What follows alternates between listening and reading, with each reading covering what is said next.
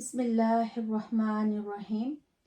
बलगल उला बिकमालिही कशफत दुजा बिजमालिही हसनत जमीउ खिसालिही सल्लु अलैहि व आलिही। अस्सलामु अलैकुम रहमतुल्लाहि व बरकातुहू। अल्हम्दुलिल्लाह, अल्लाह रब्बुल इज़्ज़त की खास तौफीक और हुज़ूर सल्लल्लाहु अलैहि वसल्लम के करम से आज हम इरफानुल हिदाया यूके के प्लेटफॉर्म से निकात पजीर सीरतुर रसूल सल्लल्लाहु अलैहि वसल्लम सीरीज़ के आखिरी सेशन में हाजिर हैं। आज की नशिस्त का उन्वान है अलानिया दावत व तबलीग और कुर्बानियों का दौर। आज की नशिस्त को हम इन 11 हिस्सों पर तकसीम करेंगे।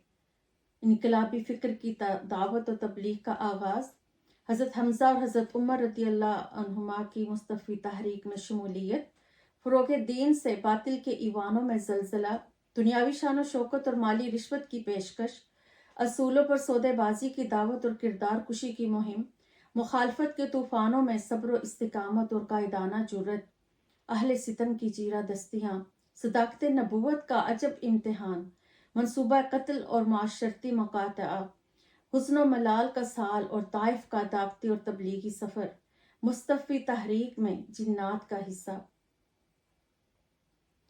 तो आज के पहले हिस्से से शुरू करते हैं इनकलाबी फ़िक्र की दावत और तबलीग का आगाज़। जब कुरान मजीद की इब्तदाई आयात नाज़िल हुई तो उनके तकरीबन 2.5-3 साल तक नज़ूल वही का सिलसिला बंद रहा। उसे दौरे फ़तरत वही कहते हैं। मकसद ये था कि वही के रौब जलाल की जगह शौक और इंतज़ार ले ले। इस तरह जब दोबारा वही का आगाज़ हुआ, ये वही नाजिल हुई और फ़तरत का दौर ख़त्म हुआ तो हुज़ूर सल्लल्लाहु अलैहि वसल्लम की खुशी की इंतहा न रही। महबूब हकीकी ने राब्ता कायम कर लिया। अब आपको किसी चीज़ की परवाह नहीं थी। तमाम ख़तरात और अंदेशे इसी खुशी में दब कर रह गए। आप सल्लल्लाहु अलैहि वसल्लम को मालूम था कि इस हुक्म पर अमल बड़ा दुश्वार है। कदम कदम पर मुश्किलात के पहाड़ खड़े किए जाएंगे, दुश्वारियों के बीज बोए जाएंगे। हुज़ूर सल्लल्लाहु अलैहि वसल्लम ने मिशन का पैगाम पहुंचाने के लिए अहले मक्का की 3 दावतें की, जिनमें मुहय्यरुल उकूल मौजज़ात का ज़हूर भी हुआ। आंखें खोलने और बसीरत हासिल करने के लिए इतनी रोशनी काफ़ी थी, मगर अबू लहब ने हर मौका पर कौर चश्मी से काम लिया। हसद और बुग़्ज़ के हाथों मजबूर होकर पूरी कौम को गुमराह किया और कहा कि इनके जादू से बचो। इन नासाजगार हालात में भी हुज़ूर सल्लल्लाहु अलैहि वसल्लम ने उन तक अपना पैगाम पहुंचा दिया। ये कशमकश जारी थी कि एक और हुक्म नाजिल हुआ कि अब आप खुलेआम करीबी रिश्तेदारों को और लोगों को अल्लाह ताला की तौहीद का पैगाम सुनाएं और उन्हें अजाब से डराएं। जबरील अमीन जो वही लेकर नाजिल हुए सूरह शोरा की आयत जिसका तर्जुमा है, और ए नबी अपने करीबी रिश्तेदारों को डराएं। और फिर एक और आयत नाजिल हुई जिसका तर्जुमा है, और उन्हें बताएं कि मैं नज़ीर मुबीन यानी अलानिया डराने वाला हूँ। इस इनकलाबी हुक्म की तामील के लिए सरकार दो जहां सल्लल्लाहु अलैहि वसल्लम कोहे सफ़ा की बुलंदियों पर तशरीफ़ ले गए और तारीख़ निदा दी, जिसकी गूंज फ़ज़ाओं में सुनाई देती रहेगी। आपने नाम ले लेकर अपने कबाइल को पुकारा, ए बनी काब बिन लोई, ए बनी मुर्रा बिन काब, ए बनी अब्द शम्स, ए बनी अब्द मनाफ, ए बनी हाशिम, ए बनी अब्दुल मुत्तलिब। मक्का के गली कूचों में कोहराम मच गया। आपकी शख्सियत ही ऐसी थी कि उस पुकार को सुनकर 1000 मुखालफत के बावजूद सब दौड़े चले आए। जब सब इकट्ठे हो गए तो आपने फरमाया, अगर मैं तुम्हें खबर दूं कि पहाड़ी के दामन में दूसरी तरफ एक लश्कर मौजूद है तो क्या तुम मेरी बात मान लोगे? सब ने बेअक्स ज़बान जवाब दिया, हाँ। फिर आपने तौहीद की दावत दी, लेकिन सर से पांव तक शिर्क व जहालत में डूबी हुई कौम ने उसे रद्द कर दिया। अबू लहब कहने लगा, तबाही हो तेरे लिए, क्या इतनी सी बात के लिए तुमने हमें यहाँ बुलाया था? अल्लाह ताला को अपने महबूब की शान में गुस्ताखी का ये कलमा भी इतना नागवार लगा कि पूरी सूरत उतार दी। सूरह लहब उतारी कि तेरे दोनों हाथ टूट जाए और हलाक हो जाए, और साथ ही उसकी बीवी का अंजाम भी बता दिया। दूसरे हिस्से की तरफ चलते हैं। हज़रत हमज़ा रज़ी अल्लाह अन्हु और हज़रत उमर रज़ी अल्लाह अन्हु की मुस्तफ़ी तहरीक में शमूलियत। कुफार मक्का ने जब देखा कि मुस्तफ़ी मिशन तेज़ी से फैलने लगा है और लोग इसमें संजीदगी से दिलचस्पी लेने लगे तो उनके कान खड़े हो गए। उन्होंने इज्तिमाई फैसला कर लिया कि अब वो इस दीन में दाखिल होने वालों को माफ़ नहीं करेंगे और जो इसमें दाखिल हो चुके हैं उन्हें भी डरा धमका कर माशरती दबाव डालकर वापस लाने की कोशिश करेंगे ताकि इसका बहाव यहीं रुक जाए। अबू जहल ने तो ये भी सोच लिया था कि अब वो नए दीन के बानी और तहरीक के कायद को भी माफ़ नहीं करेगा। उसने अपने तौर पर नबी अकरम सल्लल्लाहु अलैहि वसल्लम की किरदार कुशी के लिए हर मुमकिन कमीनापन अपनाने का तहैया कर लिया। मकसद ये था कि लोग बदसन हो जाएं और हुजूर सल्लल्लाहु अलैहि वसल्लम का साथ छोड़ दें और ये नई उभरने वाली तहरीक अपनी मौत आप मर जाए। हुजूर नबी अकरम सल्लल्लाहु अलैहि वसल्लम कोहे सफ़ा के पास तशरीफ़ फरमा थे। उसने तहजीब और शाइस्तगी का जामा उतार कर बकना शुरू कर दिया और जो भी मुंह में आया वो कहता गया। सरकार नबी करीम सल्लल्लाहु अलैहि वसल्लम खामोशी से उसकी तमाम बातें सुनते रहे, फिर खामोशी से ही तशरीफ ले गए। उसे कोई जवाब न दिया। अब्दुल्ला बिन जदान की लौंडी ये सारा मंजर देख रही थी। अबू जहल का ये किरदार उसे बहुत घिनौना लगा और उसने फैसला कर लिया कि वो हज़रत हमज़ा को इस कार्रवाई से ज़रूर आगाह करेगी। हज़रत हमज़ा शिकार के लिए गए हुए थे। वो इंतज़ार करती रही। जब वो आए तो बताया, अबू जहल ने तुम्हारे चहीते भतीजे के साथ बहुत बदकलामी की है, बेहुदा गालियां दी हैं जैसे कोई उसे लगाम देने वाला ना हो। ये सुनकर हज़रत हमज़ा रज़ियल्लाहु अन्हु का खून खोल उठा, तन बदन में आग लग गई। आपकी आदत थी कि शिकार से वापस आकर पहले तवाफ किया करते। चुनाचे फारूक होते ही सीधे अबू जहल के पास पहुंचे, उसके सर पर जोर से कमान दे मारी और सर फाड़ दिया और कहा, मेरे भतीजे को तू गालियां देता है? गौर से सुन, मैं भी उसी के दीन पर हूँ और जो वो कहता है मैं भी वही कहता हूँ। अब अगर ताकत है तो मेरा कुछ बिगाड़ के दिखा। लोग कहने लगे, ए हमज़ा, ऐसे महसूस हो रहा है जैसे तुमने अपना दीन छोड़ दिया है। हज़रत हमज़ा रज़ियल्लाहु अन्हु ने बेधड़क जवाब दिया, मुझे कबूल हक से कौन रोक सकता है? मुझ पर यह हकीकत मुनकशिफ हो गई है कि जो कुछ मेरा भतीजा कहता है वो सच है।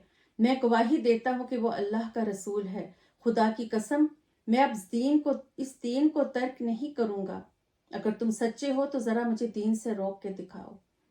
दिल में एक अजीब सी कैफियत थी। सुबह हुजूर सल्लल्लाहु अलैहि वसल्लम की बारगाह में हाजिर हुए तो आप सल्लल्लाहु अलैहि वसल्लम के साथ जब गुफ्तगू हुई तो उन्हें एक सुकून और इत्मीनान हासिल हो गया।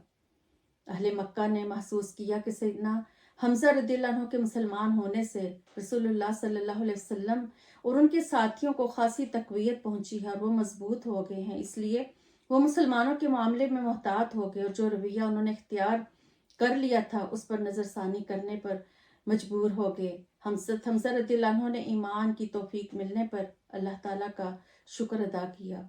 इसी तरह हज़रत उमर रज़ियल्लाहु अन्हु की तहरीक में शमूलियत 40 के करीब जांबाज मुस्तफ़ी इनकलाब की दावत को कबूल कर चुके थे।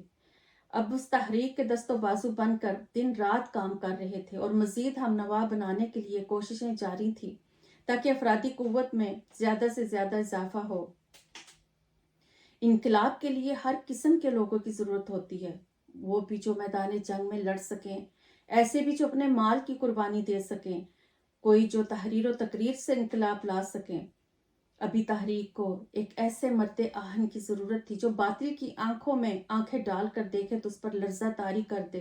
एक ऐसे जवान बाकमाल की ज़रूरत थी जो तागूती कुव्वतों के साथ पंजा आजमा हो तो उन्हें मरोड़ कर रखते। निकाह नबूवत ने एक ऐसी नादिर रोजगार शख्सियत को तलाश कर ही लिया। दस्ते दुआ उठाए और अल्लाह ताला की बारगाह में अर्ज की, ए अल्लाह, उम्र के साथ दीन इस्लाम को गलबा और शौकत अता फरमा।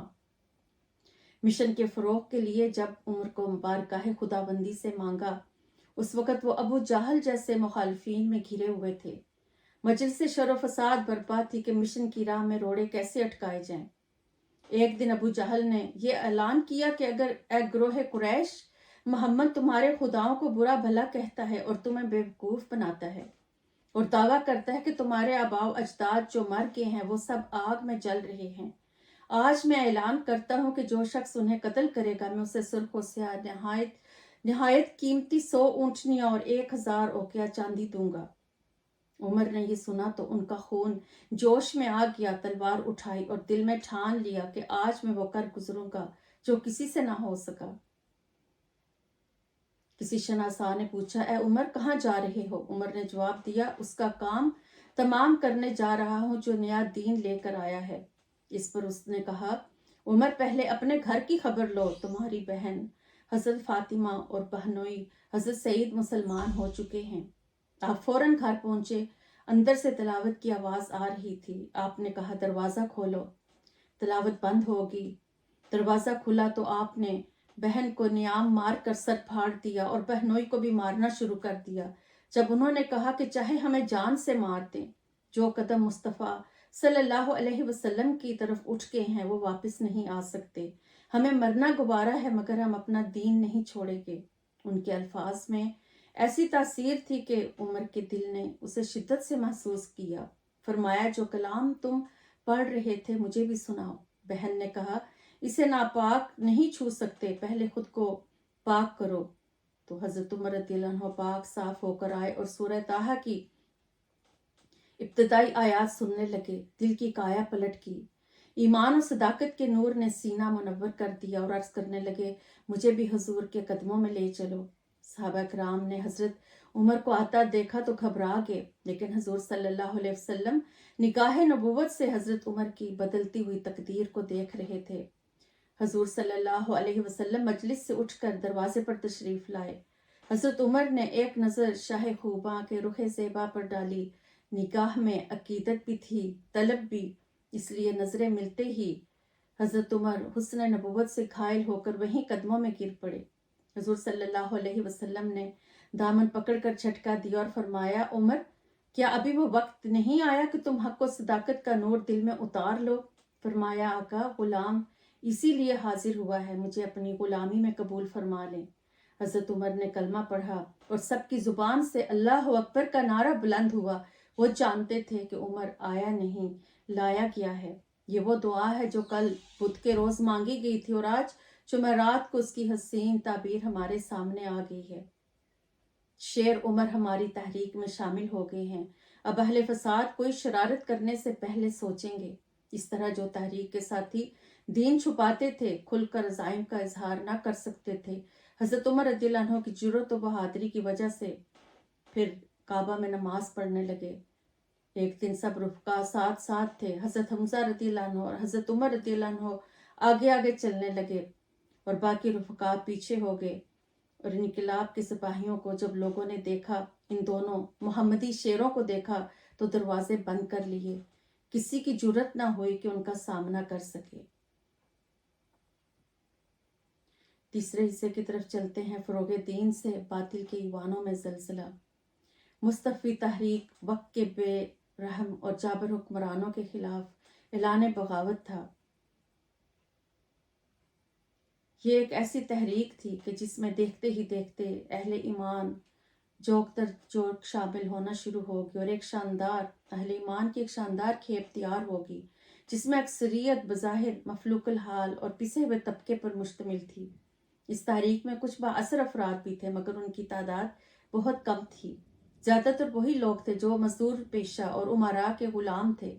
जब गुलामों और कारकुनों के आकाओं को पता चला कि उनके टुकड़ों पर पलने वाले मजदूर और गुलाम नए दीन और इनकलाबी तहरीक में शामिल हो गए हैं और बातिल निज़ाम का तख्ता उल्टने की बातें करने लगे हैं, तो वो सीख पा हो गए।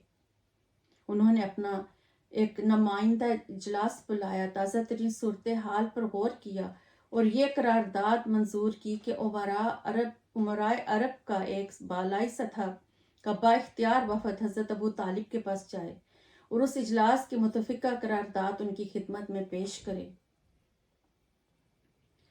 इस तरह वो हज़रत अबू तालिब रज़ियल्लाहु अन्हु के पास गए और कहने लगे, ए अबू तालिब, आपको अरब माशरे में बड़ी कदर मंजिलत और इज़्ज़त और अज़मत हासिल है, इसीलिए हमने आपसे दरख्वास्त की थी कि अपने भतीजे को रोक लें, लेकिन आपने उसे रोका नहीं।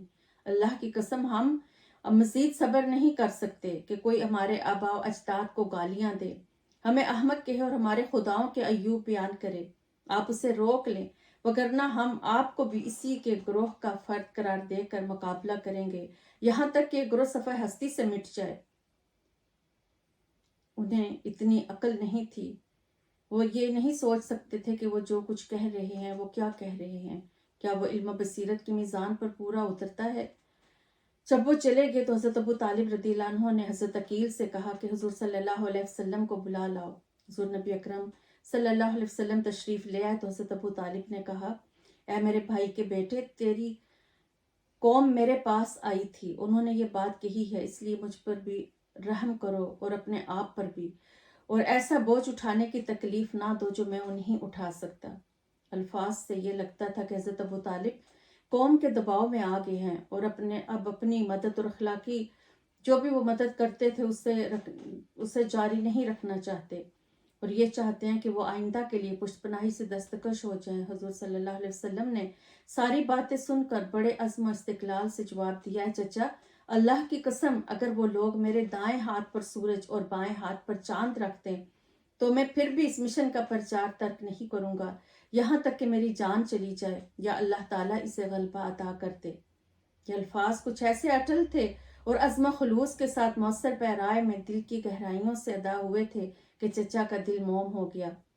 हकीकत उनकी निगाहों के सामने आश्कार होगी। उन्होंने जान लिया कि मोहम्मद सल्लल्लाहु अलैहि वसल्लम जो मिशन लेकर मैदान में आए हैं उसकी सदाकत और हकानियत पर उन्हें पक्का यकीन है, और उनकी ज़िंदगी का अव्वली मकसद ही यही है जिसे वह किसी कीमत पर भी तर्क करने के लिए तैयार नहीं है। तो उन्होंने हुजूर सल्लल्लाहु अलैहि वसल्लम के पुरअज़्म अंदाज और इस्तक़लाल और खुलूस से मुतासर होकर कहा, मेरे भाई के बेटे, जा, तेरा जो चीज़ चाहे तबलीग कर, खुदा की कसम मैं तुझे कभी भी अकेला नहीं छोड़ूंगा। फिर दूसरी बार भी कुरैश मक्का के हस्ब ख्वाहिश नताइज बरामद ना हुए तो दोबारा फिर वो आए और उन्होंने एक और हरबा आज़माने का फैसला किया। वो मुक़िम बिन अदी की सरकर्दगी में खूबसूरत नौजवान अम्मारा को लेकर हज़रत अबू तालिब के पास पहुंचे और कहने लगे, देखो, हम अम्मारा को आपके पास लाए हैं, इसे अपना फर्जंद बना ले, आपको फर्जंद की कमी महसूस नहीं होगी और मोहम्मद हमें दे दें ताकि हम उन्हें कत्ल कर दें। ये जुमले हज़रत अबू तालिब पर बर्क बनकर गिरे और वो गरजे, ए मुतइम, जानते हो तुम क्या कह रहे हो? मैं तुम्हारा बेटा इसलिए ले लूं और उसे पालूं कि वो तुम्हारा बेटा, और अपना बेटा तुम्हें इसलिए दे दूं कि तुम उसे कत्ल कर दो? क्या इसी को इंसाफ कहते हैं? खुदा की कसम ऐसा कभी नहीं होगा। इस तरह उनका यह हरबा भी नाकाम हुआ और वो देख रहे थे कि दावते हक जिस अंदाज से जोर पकड़ रही थी और मिशन जिस तेजी से फैल रहा था, उससे अंदाजा होता था कि उनका इक़्तिदार चंद दिनों का मेहमान है और फिर उन्हें अवाम के गैज़ो गज़ब का निशाना बनना पड़ेगा। वो इस तसव्वुर से ही कांप के उनके कांच के ईवानों में जलजिला तारी हो गया और वो सोच में डूब गए कि इस सैलाब के आगे कैसे बंद बांधा जाए और अवाम के इधर का रुख करने को कैसे रोका जाए। अगले बाब की तरफ चलते हैं, दुनियावी शान शौकत और माली रिश्वत की पेशकश। हुज़ूर नबी अकरम सल्लल्लाहु अलैहि वसल्लम सहने काबा में तशरीफ़ फरमा थे। चंद सरदार किब्र नहवत के नशे में बदमस्त वहां आ निकले और हुज़ूर सल्लल्लाहु अलैहि वसल्लम की तरफ देखा, जो कि आप अपने इर्द गिर्द के माहौल से बेनियाज अपने माल के हकीकी से लौ लगाए बैठे थे। तो वो सोचने लगे और आपस में बातें करने लगे कि हम कैसे सरदार हैं कि ये शख्स हमारे काबू में ही नहीं आता। बेयारो मददगार होने के बावजूद पुरअज़्म है और अपने इर्द गिर्द ताकतवर रफ़क़ात जमा करता जा रहा है। जब तन्हा था तब भी हम उसका कुछ ना बिगाड़ सके, और अब तो हमजा और उमर जैसे पहलवान भी इस पर ईमान ले आए हैं। अब हम इस पर हाथ कैसे डाल सकते हैं? अगर उसके रफ़क़ा और वाबस्तगान की तादाद इसी तरह बढ़ती रही तो एक रोज़ ये हमें यहाँ से निकाल देगा और हमारा इक़्तिदार मट्टी में मिला देगा। अलगर्ज़ मुख्तलिफ पहलुओं पर सोच सोच कर उनका जहन माफ हो गया और अपनी महदूद फिक्र के साथ किसी नतीजे पर ना पहुंच सके। अथवा कहने लगा कि आज मैं उनका मकसद मालूम करके रहूंगा। पुरकशिश पेशकश के जरिए उनके सरबस्ता राज उगलवाऊंगा और अपने मंसूबे की कामयाबी की रोशन उम्मीद लेकर वो उठा और हुजूर नबी अकरम सल्लल्लाहु अलैहि वसल्लम के पास जाकर बैठ गया और बड़े रख रखाव के साथ बात का आगाज किया। कहने लगा, दाना बनने की कोशिश करते हुए कहने लगा, भतीजे, मैं तुम्हारे जुहद अमल और मेहनत और मुशक्कत का दिल से कायल हूँ। مگر جو بات میرے فہم و ادراک سے بالا تر ہے کہ وہ یہ ہے کہ تم کس مقصد کے لیے خونخوار مخالفتیں مول لے رہے ہو اور عداوتوں کے طوفان میں کود رہے ہو۔ میں نمائندہ قوم کی حیثیت سے آپ کے پاس آیا ہوں اور 3 صورتیں آپ کے سامنے رکھنا چاہتا ہوں۔ امید ہے کہ آپ کسی ایک کو قبول کر لیں گے۔ پہلی یہ کہ اگر آپ کی تک و دو کا مقصد دولت کا حصول ہے تو ہم مل کر دولت کا انبار لگانے کے لیے تیار ہیں۔ اتنی دولت جمع کر دیں گے کہ پورے عرب میں آپ سے زیادہ کوئی امیر نہیں ہوگا۔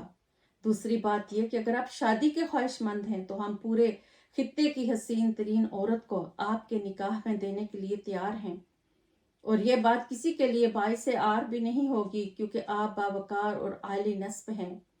تیسری بات یہ کہ ہم آپ کو اپنا بادشاہ اور سربراہ بنانے کے لیے بھی تیار ہیں۔ اگر آپ یہ سب کچھ حصول اقتدار اور شان و شوکت کے لیے کر رہے ہیں تو آپ کو جان لڑانے کی ضرورت نہیں، گھر میں آرام سے بیٹھے ہم خود آ کر تاج شاہی آپ کے سر پر رکھ دیں گے۔ یہ ہماری غیر مشروط پیشکش ہے جو کہ آپ کو اگر منظور ہو تو بلا جھجک فرما دیں تاکہ ہم بلا تاخیر اس پر عمل درآمد شروع کر دیں۔ اس نے بہت بنا سنوار کر یہ باتیں کی اور پر امید نظروں سے حضور صلی اللہ علیہ وسلم کی طرف دیکھنے لگا، اور اپنے دنیا دارانہ زاویہ نگاہ سے اس نے بہت اونچی باتیں کہہ دی تھی جو کسی بھی دنیا دار کو شیشے میں اتارنے کے لیے کافی ہوتی ہیں۔ اسے 100% یقین تھا کہ میں نے جو پانسا پھینکا ہے وہ اس میں کامیاب رہے گا اور ہاری ہوئی بازی جیت لے گا، مگر وہ نہیں جانتا تھا کہ وہ کسی دنیا دار سے نہیں بلکہ سرور دو عالم اور تاجدار کائنات حضور صلی اللہ علیہ وسلم کے دربار میں حاضر ہے، جہاں دنیاوی مال و متاع کی حیثیت بالکل بھی نہیں۔ وہ چاہے تو حوران بہشتی سمیت بہشت کو نیچے اتار لیں اور حسن و جمال کے جلوے عام کر دیں۔ وہ چاہے تو زمین کو حکم دے تو وہ اپنے خزانے اگل دے، مگر وہ نابینا تھا، کن ذہن تھا، شرک کے اندھیروں میں بھٹکا ہوا تھا۔ اس کے ترکش میں یہی 3 تیر تھے جو اس نے چلا ڈالے تھے۔ حضور سرور کائنات صلی اللہ علیہ وسلم نے اس کی طرف متوجہ ہو کر فرمایا، جو کچھ کہنا تھا کہہ چکے یا ابھی کچھ باقی ہے؟ اس نے کہا، کہہ چکا ہوں، آپ ارشاد فرمائیں۔ حضور صلی اللہ علیہ وسلم نے فرمایا، میری بات سننا چاہتے ہو تو غور سے سنو۔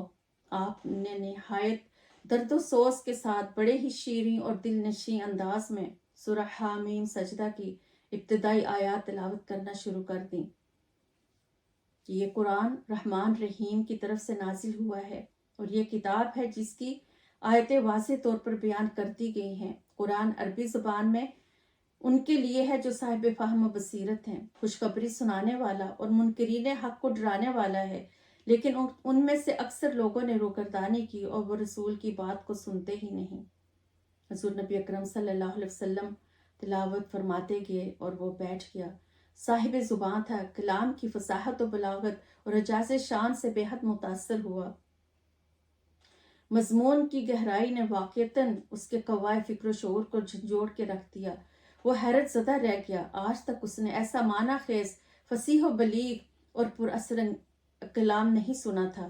وہ پہلے روز بلاغت کلام کی ایک نئی لذت سے آشنا ہوا اور وہ قائل ہو گیا کہ محمد جو کلام پیش کرتے ہیں، اثر آفرینی کے لحاظ سے کوئی کلام اس کا مقابلہ نہیں کر سکتا۔ وہ قرآن کی بلاغت سے گھائل ہو کر ہم نشینوں کی طرف چل پڑا اور اس کے ساتھیوں نے دور سے دیکھا کہ اس کی چال میں لڑکھڑاہٹ ہے، سر جھکا ہوا ہے۔ کہنے لگے، یہ وہ اتبا نہیں جو گیا تھا۔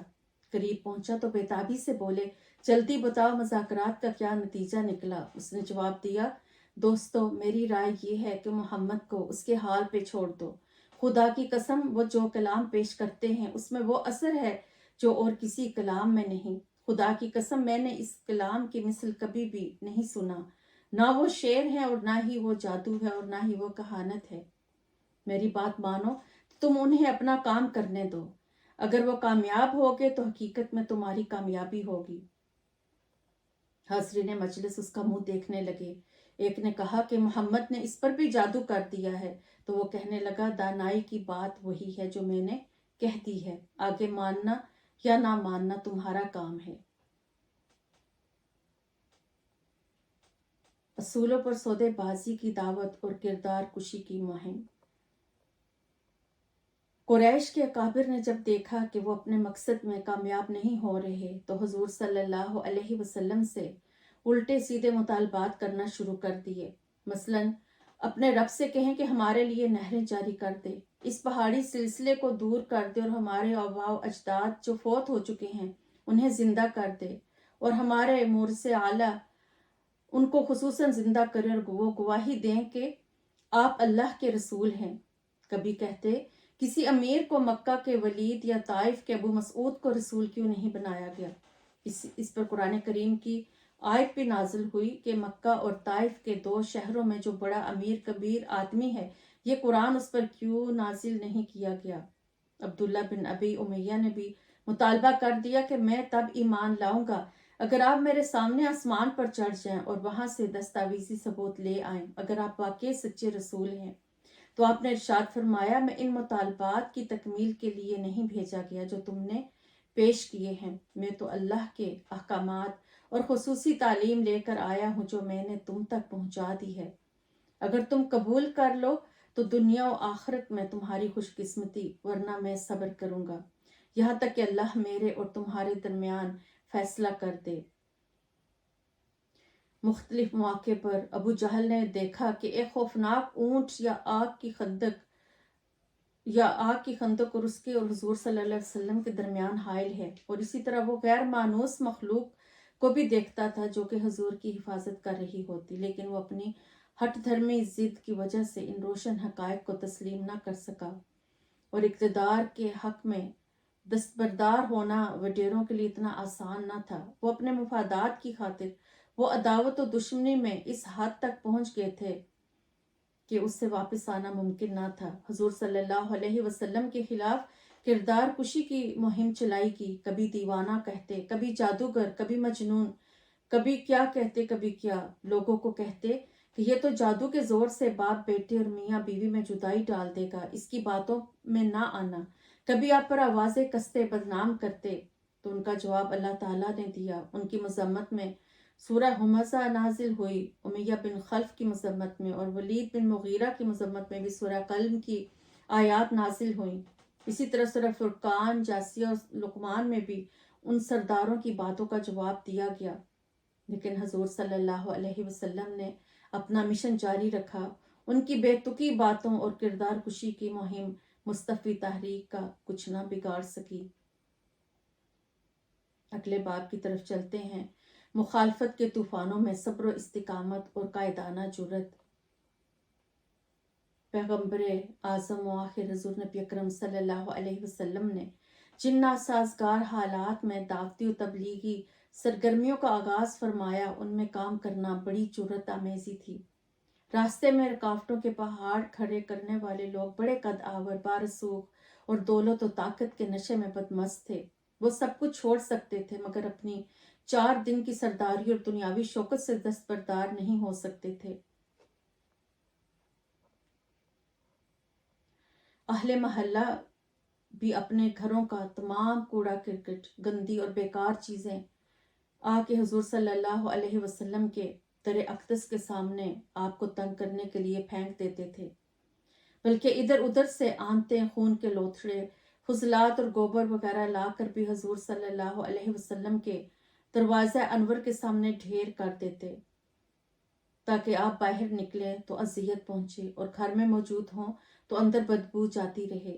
ابو لہب کی بیوی تو آپ پر گھر کا کوڑا اور مٹی پھینکنے لگی اور راستے میں کانٹے بچھانے لگی۔ حضور صلی اللہ علیہ وسلم ان مسلسل اظہار رسانیوں کو بڑے صبر و سکون سے برداشت کرتے رہے۔ کبھی کبھار صرف اتنا فرما دیتے کہ بنو عبد مناف، یہ کیسا حق ہمسائیگی ہے جو تم ادا کر رہے ہو۔ ایک بار آپ حرم شریف میں نماز میں مشغول تھے، آپ سجدے میں گئے تو ظالموں نے اونٹ کی اوجری آپ کے کاندھوں پر ڈال دی۔ حضرت فاطمہ رضی اللہ عنہا بچی تھیں، بھاگ کر آئیں اور اپنے ننھے ننھے ہاتھوں سے بمشکل اسے اتار کے پھینکا اور انہیں شرم دلائی۔ ناموافق حالات میں بھی اپنے موقف پر ڈٹے رہنا اور اصولوں کا پرچار جاری رکھنا بہت مشکل کام ہے۔ ایک عام ذہنی سطح اور کمزور اعصاب کا انسان ہمت ہار کے بیٹھ جاتا ہے اور خود کو حالات کے رحم و کرم پر چھوڑ دیتا ہے۔ اس میں اتنی جرات نہیں ہوتی کہ ان کا حالات کا سامنا کرے اور قوت ارادی سے ان کا رخ موڑ دے، مگر اہل عزم و ہمت کی بات ہی کچھ اور ہے۔ وہ ناسازگار حالات کی تند و تیز آندھیوں ہی میں فکر و نظر کے چراغ جلاتے ہیں اور دشمن کی پھونکوں سے اسے بجھنے نہیں دیتے، اور اس طرح وہ ان کی جفاکشی اور محنت و مشقت اور اپنے مشن کے لیے اس طرح انہیں سرگرم عمل رکھتی ہے، کیونکہ وہ اپنے مالک کی رضا اور خوشنودی کے طالب ہوتے ہیں اور اسی پر نظریں جمائے رکھتے ہیں۔ وہ جب دیکھتے ہیں کہ مولا کی رضا اذیتیں سہ کر مشن جاری رکھنے میں ہی ہے تو وہ سب کچھ خندہ پیشانی سے برداشت کرتے ہیں، مخالفتوں اور عداوتوں کے طوفانوں کی پرواہ نہیں کرتے۔ اگلے حصے کی طرف چلتے ہیں۔ اہل ستم کی چیرہ دستیاں۔ دعوت حق قبول کرنے اور اعلانیہ دین میں شمولیت اختیار کرنے والوں کی دو قسمیں تھیں۔ اول وہ لوگ تھے جو مصطفی تحریک شروع ہونے سے پہلے ہی تلاش حق میں سرگرداں تھے اور خیر و صداقت تک رسائی کے لیے اپنی ہمت کے مطابق ہاتھ پاؤں مار رہے تھے۔ یہ لوگ طبعی طور پر نیکی پسند، دنیاوی تکلفات سے دور اور دائمی نجات کے خواہاں تھے۔ انہیں مال و جاہ اور شہرت و شوکت اور مصنوعی عزت و وقار کی بھوک نہ تھی۔ دوسری قسم ان لوگوں کی تھی جو معاشرتی حوالے سے کمزور تھے۔ جب انہوں نے یہ آواز حق سنا تو انہیں اس میں انسان کی قدر افزائی، اس کے حقوق کے تحفظ کی ضمانت، محبت و شفقت کی جھلک اور روح کی تسکین کی شان نظر آئی۔ اس لیے وہ ایمان لے آئے اور اس قافلہ عشق و مستی میں شامل ہو گئے۔ ان ستم شعار باطل پرستوں نے جب دیکھا کہ نئے دین اور مشن کے ساتھ ان لوگوں کی جذباتی وابستگی نے دوسرے لوگوں کے لیے بھی راہیں کھول دی ہیں اور وہ اس کی رفاقت اختیار کرنے کے لیے سنجیدگی سے سوچنے لگے ہیں تو وہ آپے سے باہر ہو گئے۔ انہیں اپنے مادی مفادات خطرے میں نظر آنے لگے۔ وہ جانتے تھے کہ کعبہ میں رکھے ہوئے بت اور جا بجا قائم صنم کدے ہی ان کی آمدن اور ذاتی وجاہت کا ذریعہ ہیں۔ انہی کی وجہ سے لوگ انہیں عزت کی نظر سے دیکھتے ہیں اور نذرانے پیش کرتے ہیں۔ اگر یہ بت خانے ہی ویران ہو گئے تو انہیں کون پیشوا مانے گا اور نذرانے پیش کرے گا؟ چنانچہ انہوں نے اپنے منصوبوں پر عمل شروع کر دیا۔ ظلم کا آغاز وہ سوچتے تھے کہ کس طرح کیا جائے اور سب سے پہلے کن لوگوں کو مظالم کا نشانہ بنایا جائے۔ حضرت عبداللہ بن مسعود رضی اللہ عنہ نے فرمایا کہ سب سے پہلے ان 7 ہستیوں نے اپنا اسلام ظاہر کیا۔ حضور نبی کریم صلی اللہ علیہ وسلم، حضرت ابو بکر صدیق رضی اللہ عنہ، حضرت عمار رضی اللہ عنہ، حضرت عمار کی امی حضرت سمیہ رضی اللہ عنہ، حضرت صہیب، حضرت بلال، حضرت مقداد۔ اللہ تعالیٰ نے حضور صلی اللہ علیہ وسلم کی حفاظت کا انتظام ان کے چچا ابو طالب کے ذریعے کیا اور حضرت ابو بکر رضی اللہ عنہ کو ان کی قوم کے ذریعے بچایا۔ باقی 5 افراد کو مشرکین نے اپنی گرفت میں لیے رکھا، انہیں لوہے کی زنجیریں پہنائی اور کڑکتی دھوپ میں بچھایا۔ وہ لوگ انہیں بے تحاشا زد و کوب کرتے، بھوکا پیاسا رکھتے، یہاں تک کہ شدت تکلیف کی وجہ سے ان میں سے کوئی شخص اس قابل بھی نہیں رہتا تھا کہ سیدھا بیٹھ سکے، اور انہیں کچھ ہوش بھی نہیں رہتی تھی کہ وہ کیا کہہ رہے ہیں۔ اسی طرح حضرت بلال رضی اللہ عنہ حبشی نژاد تھے اور سرزمین حبشہ کے سارے جسمانی خصائص ان کی ذات میں پائے جاتے تھے، مگر انہیں قدرت نے ایمان و استقامت کا کوہ گراں بنایا تھا۔ ظلم و ستم کے تمام حربے اور صفاقی کے سارے ہتھیار ان پر آزمائے گئے، لیکن ان کے پائے استقلال میں کوئی لغزش نہ آئی۔ وہ عزم و استقامت کی چٹان بن کر ہوش ربا تشدد اور غیر انسانی مظالم کے سامنے سینہ سپر رہے۔ اپنی جان ناتواں پر ہر ستم سہا، مگر ایمان کا دامن ہاتھ سے نہ چھوڑا اور انگاروں پر لیٹ کر دین کے ساتھ اپنی وابستگی قائم رکھی۔ وہ لوگ حضرت بلال رضی اللہ عنہ کو سخت تکلیف دیتے تھے تو وہ آگے سے احد احد پکارتے تھے، یعنی اللہ ایک ہے، اللہ ایک ہے۔ وہ دشمن کہتے جو ہم کہہ رہے ہیں وہ کہو، تو آپ جواب دیتے میری زبان پر وہ چڑھتا ہی نہیں۔ جب کوئی حربہ بھی کارگر نہ ہوا تو انہوں نے پھر حضرت بلال کو بچوں کے سپرد کر دیا۔ انہوں نے حضرت بلال کے گلے میں رسی ڈال دی اور بچوں کے ہاتھ میں تھما دی تاکہ مکہ کے پہاڑوں کے درمیان انہیں گھسیٹیں، مگر پھر بھی بلال احد احد ہی کا نعرہ بلند کرتے رہے۔ امیہ بن خلف حضرت بلال کو تپتی دوپہر میں پکڑ کر باہر لے جاتا اور مکہ کی سنگلاخ زمین پر لٹا دیتا اور پھر ایک وزنی پتھر لانے کا حکم دیتا جو ان کے سینے پر رکھ دیا جاتا۔ پھر حضرت امیہ حضرت بلال کو مخاطب کر کے دھمکی دیتا تو تپتی زمین پر اس گرم وزنی پتھر کے نیچے تو اسی طرح پڑا رہے گا یہاں تک کہ تو مر جائے، یا پھر محمد کا انکار کر دے، یا پھر ہمارے لات اور عزا کو پوجنے لگے۔ لیکن حضرت بلال رضی اللہ عنہ اس شدت اور تکلیف کے عالم میں بھی احد احد پکارتے تھے۔ ایک دفعہ کا ذکر ہے کہ اسی طرح یہ ظلم و ستم جاری تھا کہ حضرت ابوبکر صدیق رضی اللہ عنہ گزرے۔ وحشت و بربریت کا یہ غیر انسانی سلوک دیکھ کر ان کا دل بھر آیا، اور انہوں نے حضرت ابوبکر صدیق رضی اللہ عنہ نے اپنا ایک طاقتور غلام دے کر حضرت بلال رضی اللہ عنہ کو لیا اور آزاد کر دیا۔ اسی طرح حضرت عمار بن یاسر کو بھی بہت ستایا گیا۔ حضور صلی اللہ علیہ وسلم حضرت عمار اور ان کے ماں باپ کے قریب سے گزرتے تھے تو اس وقت کافر لوگ مکہ کے تپتے پتھریلے میدان میں ان لوگوں کو عذاب دے رہے ہوتے۔ انہیں اس تکلیف میں دیکھ کر آپ فرماتے، اے آل یاسر، صبر کا دامن تھامے رہو، ہم تمہارے ساتھ جنت کا وعدہ کرتے ہیں۔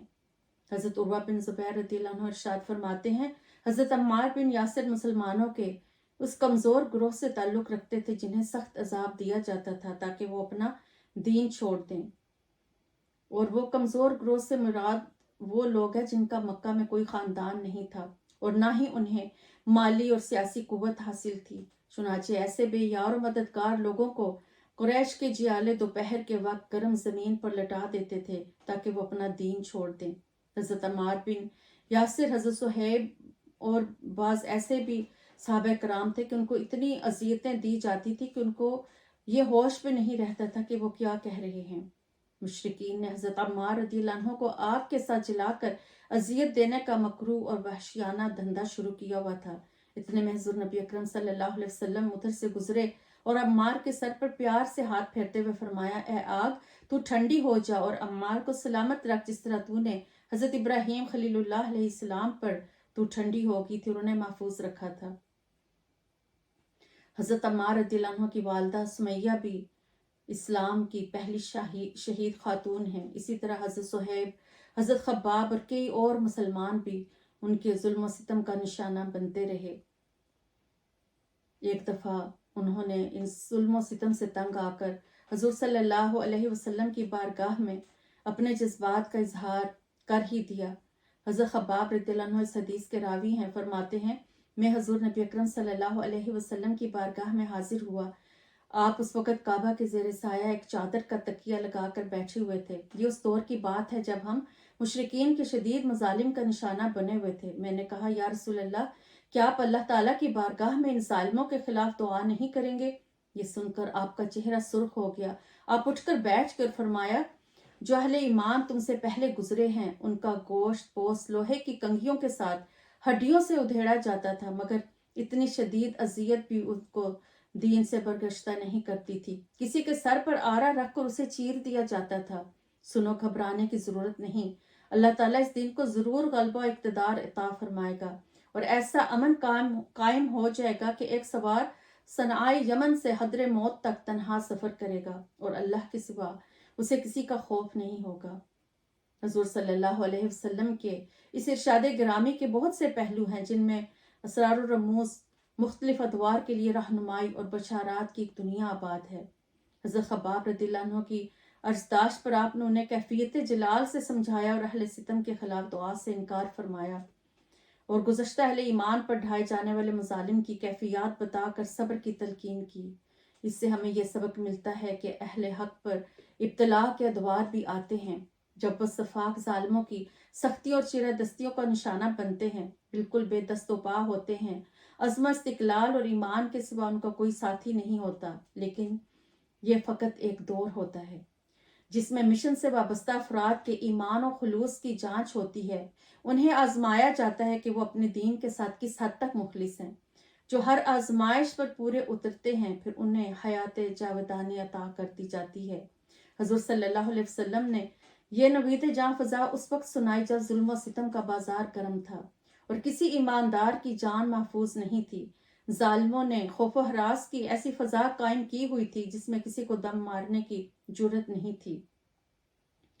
اس طرح حضور صلی اللہ علیہ وسلم نے جو فرمایا، آپ کے فرمان کے مطابق انقلاب آیا اور جو انقلاب دشمن عناصر یہ سمجھتے تھے کہ ان کا آفتاب اقبال کبھی غروب نہیں ہوگا، وہ حرف غلط کی طرح مٹ کے اور اس طرح پیوند زمین ہو گئے کہ ان کا نام لینے والا بھی کوئی نہ رہا۔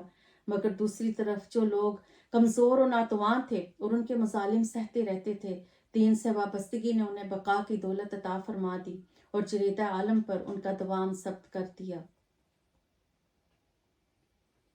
اگلے حصے کی طرف چلتے ہیں۔ صداقت نبوت کا عجب امتحان۔ بت پرست طاغوتی طاقتوں نے دین حق کے علم برداروں خدا اور رسول صلی اللہ علیہ وسلم کی محبت سے سرشار اہل ایمان کو دین حق سے منحرف کرنے کے لیے ایڑی چوٹی کا زور لگایا اور کوئی ستم ایسا نہ چھوڑا جو ان کی جان پر نہ توڑا ہو۔ مگر ان تمام مظالم اور مذموم کوششوں کے باوجود بھی جب مصطفی تحریک نہ دبی، کارکنوں کے حوصلے بلند رہے اور وہ دعوت حق اور عشق رسالت میں آپ صلی اللہ علیہ وسلم کا پرچم تھامے جرأت و ہمت کے ساتھ راہ انقلاب پر گامزن رہے، تو ان لوگوں کے حوصلے پست ہو گئے، لیکن وہ آسانی سے ہار ماننے والے نہیں تھے۔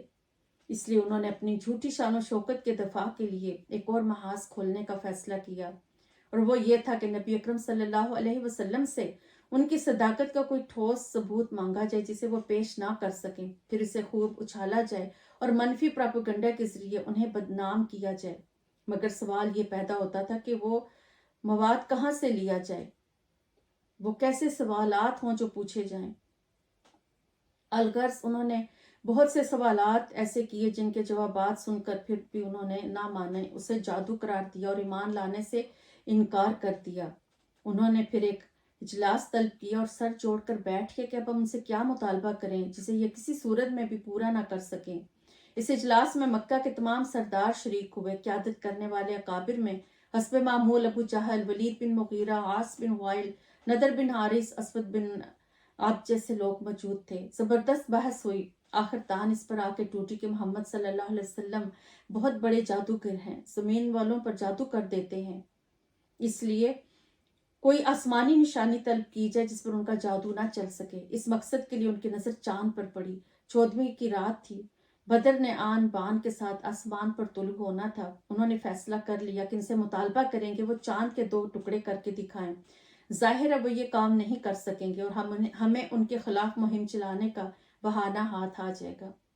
وہ دربار نبی میں حاضر ہوئے اور عرض کی کہ آپ کوئی ایسی نشانی دکھا سکتے ہیں جس سے ہم یہ جان سکیں کہ آپ واقعی اللہ کے رسول ہیں اگر آپ سچے ہیں؟ حضور نے فرمایا بولو آپ۔ انہوں نے کہا اگر آپ سچے ہیں تو چاند کے 2 ٹکڑے کر کے دکھا دیں۔ ایک ٹکڑا کوہ ابو قبیس پر ہو اور دوسرا ٹکڑا کوہ قائقان پر ہو۔ حضور صلی اللہ علیہ وسلم نے فرمایا اگر میں یہ معجزہ دکھا دوں تو کیا ایمان لے آؤ گے؟ ان سب نے کہا ہاں ایمان لے آئیں گے۔ وہ چاندنی رات تھی، 14ویں کا چاند پوری آب و تاب کے ساتھ چمک رہا تھا۔ مصطفیٰ کریم صلی اللہ علیہ وسلم کے دست مبارک بارگاہ خداوندی میں دعا کے لیے اٹھے، چاند کی طرف انگلی مبارک کا اشارہ کیا۔ دیکھتے دیکھتے منور و تاباں چاند 2 حصوں میں منقسم ہو گیا۔ ایک ٹکڑا اپنی جگہ پر رہا اور دوسرا ٹکڑا حرکت کرتا ہوا پہاڑی کی دوسری جانب چلا گیا۔ دونوں ٹکڑے الگ الگ نمایاں نظر آ رہے تھے۔ حضور صلی اللہ علیہ وسلم نے انہیں مخاطب کر کے فرمایا غور سے دیکھو اور گواہ ہو جاؤ۔ وہ لوگ دم بخود رہ گئے، ان کی عقلیں جواب دے گئیں۔ انہوں نے غور سے چاند کو دیکھا اور پھر آنکھیں ملی، پھر اسے دیکھا واضح طور پر وہ 2 حصوں میں تقسیم تھا۔ انہوں نے پھر آنکھیں ملی اور پھر اس کے بعد اس منظر کی کوئی توجیہ نہ کر سکے اور بے ساختہ چلا اٹھے محمد یہ تو ایک کھلا ہوا جادو ہے۔ عصر سے شام تک جتنا وقت ہوتا ہے یہ منظر تقریباً اتنی دیر تک قائم رہا۔ یہ لوگ دیکھتے رہے، پھر چاند غائب ہو گیا، لیکن وہ پھر بھی ایمان نہ لائے اور اسے خوفناک جادو قرار دے کر خاموش ہو گئے۔ اگلے حصے کی طرف چلتے ہیں۔ منصوبہ قتل اور معاشرتی مقاطعہ۔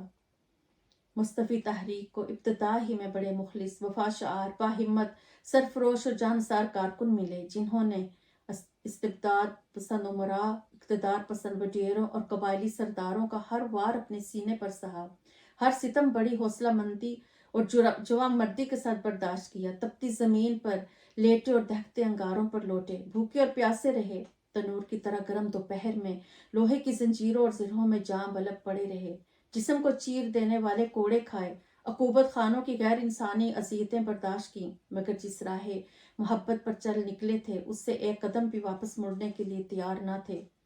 تحریک کی قیادت کرنے والے عظیم و جلیل اور جرأت مند رہنما بھی روز اول سے ہی ایک ناقابل تسخیر عزم کے ساتھ آگے بڑھ رہے تھے۔ ان کے بلند عزائم اور توانا ارادوں میں کوئی تزلزل پیدا نہ ہوتا تھا۔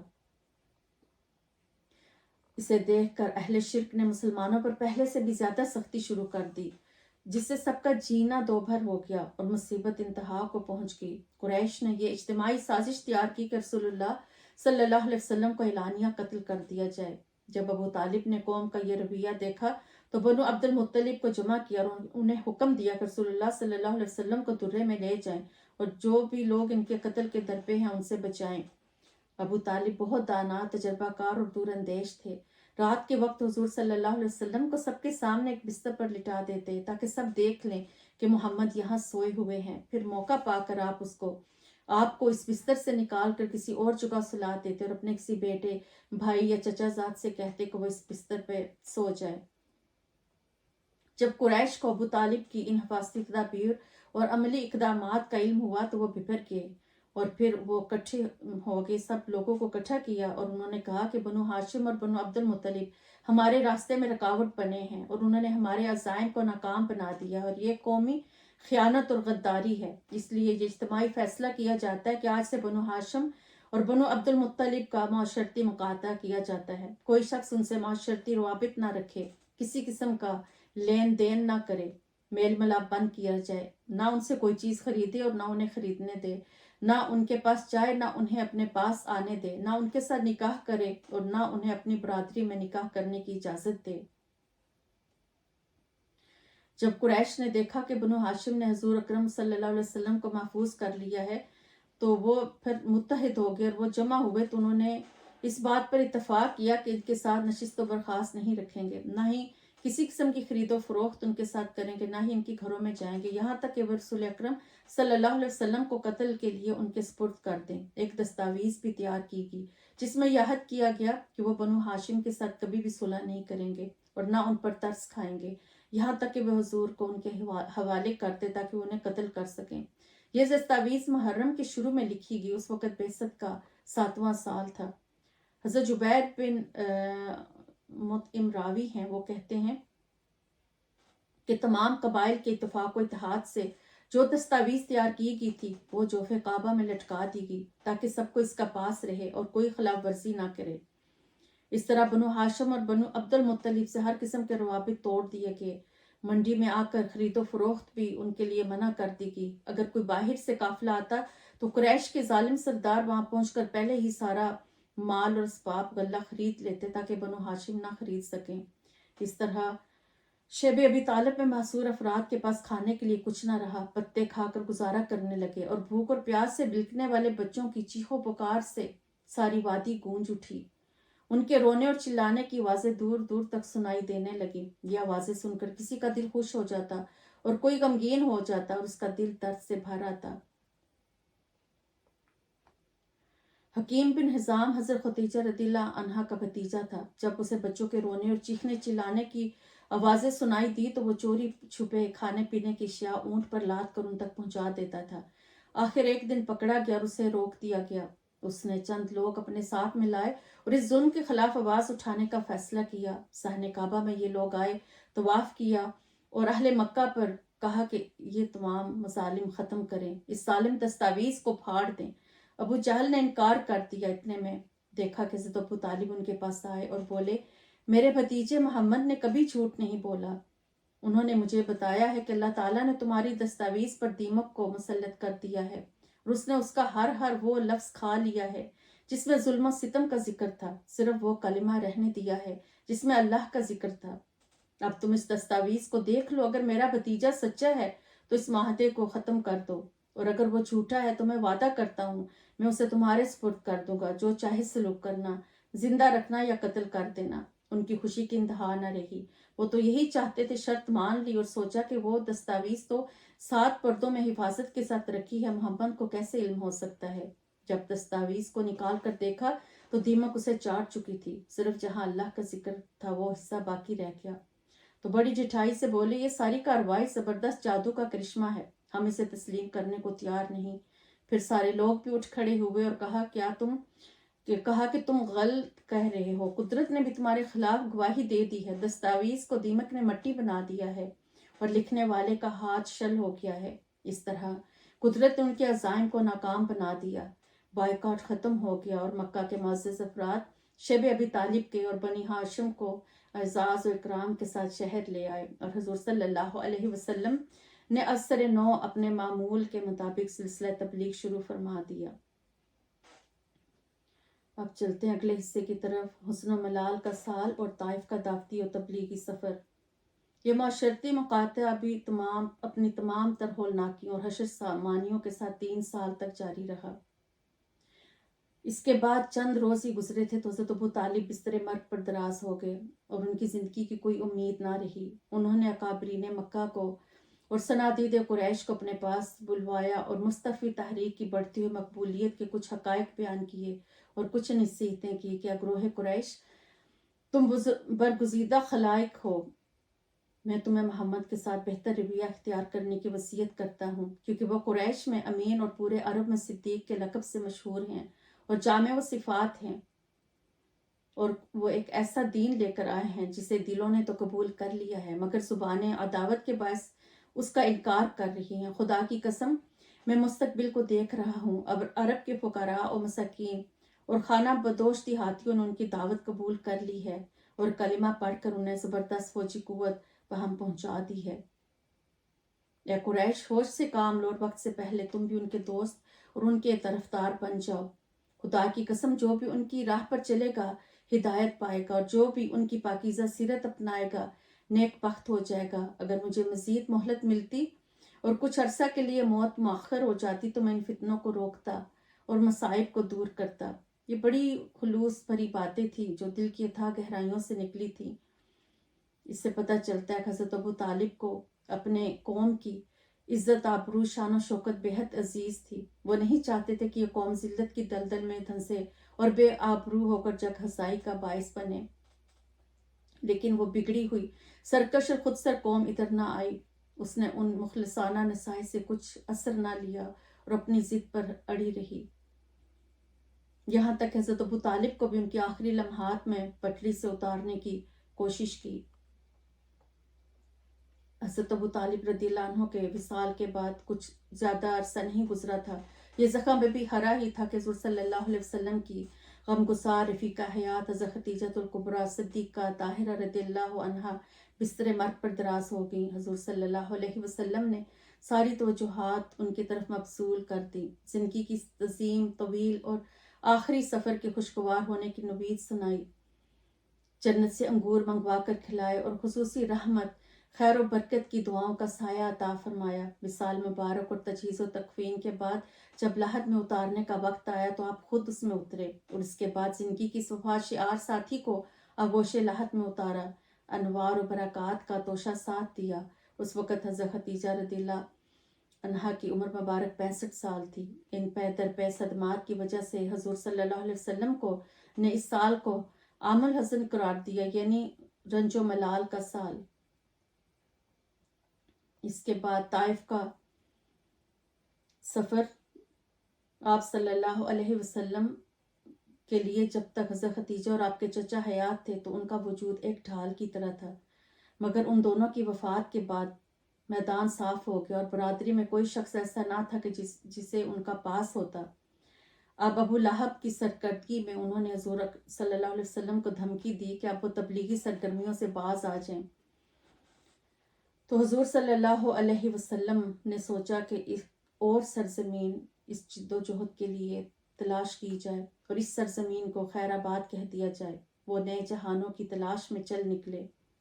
حضور صلی اللہ علیہ وسلم نے مکہ مکرمہ سے 60-70 کلومیٹر دور طائف کی سرخیز اور شاداب بستی میں، جو پھلوں سے لدی ہوئی تھی، باغات اور پھولوں سے مہکتی ہوئی تھی، اور اس کے لوگ بھی خوشحال اور دولت مند تھے، اور جیسا کہ دولت مندوں کا عمومی مزاج ہوتا ہے، وہ ہر وقت دولت کے نشے میں دھت رہتے۔ اس مدہوشی میں انہوں نے تمام انسانی اور اخلاقی قدروں کو بھی خیر بات کہہ دیا ہوا تھا۔ حضور صلی اللہ علیہ وسلم نے بھی اہل طائف کی رعونت اور رد عمل کی پرواہ کیے بغیر ان تک دعوت حق پہنچانے کا فیصلہ فرما لیا۔ آپ نے زید بن حارثہ کو ساتھ لیا اور طائف کی طرف روانہ ہو گئے۔ آپ نے ان تمام سرداروں کو دعوت حق دی، ہر ایک کے پاس گئے، دینی امور پر بات چیت کی، اسلام پیش کیا، مگر کسی نے قبول نہیں کیا، اور انہوں نے کہا کہ یا محمد آپ ہمارے شہر سے چلے جائیں۔ انہوں نے صرف اسی پر اکتفا نہ کیا بلکہ اپنی کمینگی اور پس فطرت کا مظاہرہ کرنے کے لیے اپنے اوباش نوجوانوں کو اکٹھا کیا اور مذاق اڑانے، آوازیں کسنے، پتھر مارنے اور ذہنی اذیت پہنچانے کے لیے پیچھے لگا دیا۔ یہ بدبخت لوگ دونوں طرف قطاروں میں کھڑے ہو گئے اور جس میں اطہر پر پتھر برسانے لگے۔ ان کی کوشش یہی تھی کہ مبارک ٹخنوں اور قدمین شریف کو نشانہ بنایا جائے تاکہ چل نہ سکیں۔ شدت کرب سے جب آپ بیٹھ جاتے تو بازو تھام کر کھڑا کر دیتے، پھر پتھراؤ شروع کر دیتے۔ سارا جسم اطہر لہو لہان ہو گیا، کپڑے خون میں لت پت ہو گئے۔ یہ وہ منظر تھا جس کی پیش گوئی تورات میں کر دی گئی تھی کہ وہ نبی آخر الزماں خون میں ڈوبا ہوا لباس پہنے گا۔ حضرت زید اس موقع پر پروانے کی طرح نثار ہو رہے تھے، جدھر سے پتھر آتا اسے اپنے جسم پر لینے کی کوشش کرتے۔ اس کشمکش میں ان کا سر بھی پھٹ گیا۔ اسی اسنا میں حضرت جبرائیل امین حاضر ہوئے اور کہنے لگے آقا اجازت دے تو میں اس بستی کو تباہ و برباد کر دوں، کیونکہ یہ لوگ بدبخت اور شقاوت میں حد سے گزر گئے ہیں۔ حضور صلی اللہ علیہ وسلم نے فرمایا جبرائیل نہیں، میں اس قوم کو عذاب میں مبتلا کرنے کے لیے نہیں، عذاب سے چھڑانے کے لیے آیا ہوں۔ یہ نادان اگر مجھے پتھر مارتے ہیں تو کل انہی کی نسلیں اسلام کی پاسباں ہوں گی۔ طائف کا یہ سفر تقریباً 1 ماہ جاری رہا اور روایات کے مطابق آپ 10 شوال کی 27 تاریخ کو تشریف لے گئے تھے اور 23 ذی القعدہ کو آپ واپس تشریف لائے۔ اس حساب سے یہ 25 دن بنتے ہیں۔ تو اس سفر طائف میں پیش آنے والے واقعات سے پتہ چلتا ہے کہ دعوت و تبلیغ کا میدان پھولوں کی سیج نہیں۔ حق و صداقت پر مبنی تبلیغ کے راستے میں قدم قدم پر بے شمار مشکلات آتی ہیں، مخالفتوں کا سامنا کرنا پڑتا ہے، اور اس میں یہ درس بھی پنہاں ہے کہ تبلیغ حق اور دعوت اللہ بہت بڑی ذمہ داری ہے، اور ایک ایسا عظیم فرض ہے جس کی ادائیگی ہر صورت میں ضروری ہے، خواہ اس راستے میں پتھر کھانا پڑے، دشمنوں کی ذلت آمیز سلوک کا نشانہ بننا پڑے۔ بظاہر انسان عوام کی نظروں میں ذلیل اور حقیر ہو جاتا ہے، مگر دعوت کے صلے میں ملنے والے مقام و منصب کی وجہ سے رب کا مقرب بندہ بن جاتا ہے، اور وہ یہ انعام ہے جسے ہوس کے مارے اور دین کے بے بہرہ دل کے اندھے نہیں سمجھ سکتے۔ حضور نبی اکرم صلی اللہ علیہ وسلم نے حضرت زید سے بہت اعتماد کے ساتھ بات کی اور روشن مستقبل کی نوید بھی سنائی، جسے پتہ چلتا ہے کارکنوں کو ناموافق حالات میں مایوس نہیں ہونا چاہیے، بلکہ یقین و ایمان کے دیے فروزاں رکھنے چاہیے۔ یہ ممکن ہی نہیں کہ محض اللہ کی رضا اور دین مصطفی کے احیاء و اعلیٰ کے لیے کام کیا جا رہا ہو اور پھر اس میں ناکامی ہو۔ اس لیے آپ نے حضرت زید کی ڈھارس بندھاتے ہوئے فرمایا زید تم جو ناسازگار حالات دیکھ رہے ہو ان سے گھبراؤ نہیں، بے شک اللہ تعالیٰ کشائش اور ان سے نکلنے کا راستہ ضرور پیدا فرما دے گا، اور بے شک اللہ تعالیٰ اپنے دین کی ضرور مدد فرمائے گا اور اپنے نبی کو ضرور غلبہ و اقتدار عطا فرمائے گا۔ اور پھر مستقبل قریب میں ہی دنیا نے دیکھ لیا کہ زبان نبوت سے نکلے ہوئے کلمات بالکل سچ ثابت ہوئے، ظلمت شب گریزپا ہوگی اور سحر کے نور سے آسمان جگمگا اٹھا۔ اب آج کے آخری حصے کی طرف چلتے ہیں، مصطفی تحریک میں جنات کا حصہ۔ طائف کی سرزمین سے حضور صلی اللہ علیہ وسلم رنجیدہ دل لے کر نکلے اور طبیعت مبارک اتنی ملول ہوئی کہ آپ چلتے رہے، کسی طرف دھیان ہی نہ دیا، یہاں تک کہ اسی عالم میں آپ وادی نخلا پہنچ گئے۔ سرسبز و شاداب دلکش وادی تھی، یہاں پہنچ کر آپ کی طبیعت کچھ سنبھلی۔ قدرت نے ایک ایسی مخلوق کو ادھر بھیج دیا جو نظر نہیں آتی تھی، یہ جنات کی ایک جماعت تھی جو ادھر سے گزر رہی تھی۔ حضور صلی اللہ علیہ وسلم فجر کی نماز میں تلاوت قرآن پاک فرما رہے تھے، وہ اس کلام کی شیرینی میں کھو گئے، خاموشی سے سنتے رہے۔ قرآن میں بھی اس کا ذکر ہے، سورہ میں جس کا ترجمہ ہے کہ ہمارے رسول یاد کیجئے وہ وقت جب ہم نے جنات کی ایک جماعت کو آپ کی طرف متوجہ کیا تاکہ قرآن سن سکیں، جب وہ وہاں پہنچے تو بولے خاموش رہو اور غور سے سنو۔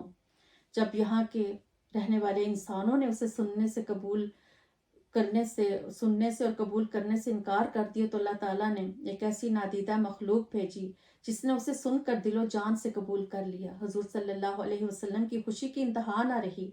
गम ज़ाहिर करने का हस्बे हाल ये एक तरीका था। शान रहमत ने यही तरीका इख्तियार किया था और क़यामत तक आने वाले अहले मोहब्बत के लिए ये राज खोल दिया कि महबूब अकरम सल्लल्लाहु अलैहि वसल्लम को राज़ी करना सुन्नत इलाहिया है, और जो शख्स भी किसी ज़रिए और तरीके से भी आपको राज़ी करेगा वो सुन्नत खुदाबंदी पर अमल करेगा। हज़रत अब्दुल्ला बिन अब्बास रावी हैं कि अल्लाह का नसीबैन के ये 7 या 9 जिन्नात थे जिन्हें हुजूर सल्लल्लाहु अलैहि वसल्लम ने अपनी कौम की नुमाइंदगी का हुक्म दिया कि ये अपनी कौम में जाकर तबलीग करें। ये जिन्नात बेहतरीन मुबल्लिग साबित हुए और जब ये तहरीक जोर पकड़ी और ये हजूर सल्लल्लाहु अलैहि वसल्लम की बारगाह में वापस आए तो 300 के करीब थी। बाद में इनकी तादाद हजारों से भी बढ़ गई। अहले मक्का जुल्म तशद्दुद के सहारे मुस्तफ़ी तहरीक को दबाने की कोशिश कर रहे थे। काफिर जिन्नात और शयातीन ने बुतों के अंदर घुसकर जगह जगह ये ऐलान करना शुरू कर दिया कि लोगों तुम अपने आबाओ अजदाद के दुरुस्त रास्ते पर हो, तुम इन लोगों के खिलाफ डट जाओ और मुसलमानों को मलिया मेट कर दो। बाज जिन्नात ने ज़बहशुदा जानवरों के अंदर से बोलना शुरू कर दिया और कुछ सरकश जिन्नात पहाड़ों पर चढ़ के और इसी किस्म के ऐलान करने लगे। इनका मुकाबला करना इंसानों के बस का काम ना था। ये एक ऐसी मखलूक ही अंजाम दे सकती थी जो उन्हीं की तरह हो, बल्कि कुव्वत और ताकत में उन पर फायक हो। मुस्तफ़ी इनकिलाब के इस नाजुक मोड़ पर यह फरीज़ा मुसलमान जिन्नात ने अदा किया। उन्होंने काफिर जिन्नात और शयातीन का हर मकाम और महाज पर भरपूर मुकाबला किया और हर जगह उन्हें शिकस्त फाश दी। इसका मतलब यह है कि मुसलमान जिन्नात मुस्तफ़ी इनकलाब की तहरीक में इंसानों से पीछे नहीं थे, बल्कि अपनी बसात और ताकत के मुताबिक भरपूर किरदार अदा कर रहे थे और तबलीग दीन में ज़बरदस्त हिस्सा ले रहे थे। अपनी कौम जिन्नात को भी राह रास्त पर लाए और बहुत से इंसानों के लिए भी रुश्द व हिदायत का ज़रिया बने। इसके साथ ही आज की नशिस्त अपने इख्तिताम को पहुंची। अल्लाह ताला हम सबको दीन का फ़हम अता फरमाए और अल्लाह ताला से दुआ है कि हम सबको भी दीन इस्लाम के फ़रोग़ के लिए वही जोश और जज्बा अता फरमाए जो सहाबा किराम का था। अल्लाह ताला हमें हजूर सल्लल्लाहु अलैहि वसल्लम को की सीरत को समझने, आपकी उस्वा हसना पर चलने की तौफीक अता फरमाए और हमारे आने वाली नस्लों को भी हजूर सल्लल्लाहु अलैहि वसल्लम की सच्ची मोहब्बत अता फरमाए। आमीन। व मा अलैना इल्लल बलाउल मुबीन। माअस्सलामा।